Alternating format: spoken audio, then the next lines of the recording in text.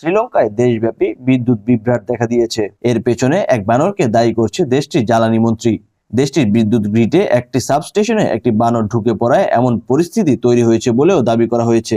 এক প্রতিবেদনে এই তথ্য জানিয়েছে ব্রিটিশ সংবাদ মাধ্যম বিবিসি। 3 ঘন্টা সারা দেশে কোথাও বিদ্যুৎ ছিল না, বিকল্প ব্যবস্থায় চলেছে। 24 ঘন্টাতেও সারা দেশে বিদ্যুৎ ব্যবস্থা স্বাভাবিক করা যায়নি।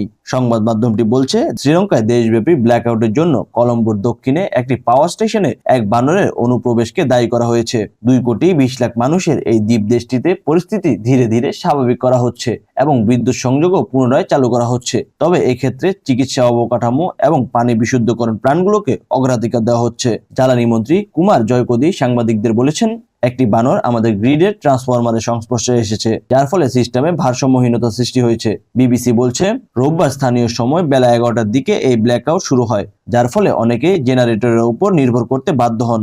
কর্মকর্তারা বলছেন, বিদ্যুৎ ফিরতে কয়েক ঘন্টা সময় লাগতে পারে। তবে স্থানীয় গ্রিড লাইন স্টেশন যে নাজুক ও সংস্থার প্রয়োজন, একাধিক স্থানীয় গণমাধ্যম এই রিপোর্ট করেছে। শ্রীলঙ্কায় সমুদ্র ঘেরা দ্বীপ, বন জঙ্গলের দেশ। এখানে বানর ও মানুষের সহ বসবাস আছে, কারণ ধর্মমতে বানরকে তারা দেবতা হিসেবে মান্য ও ভক্তি করে।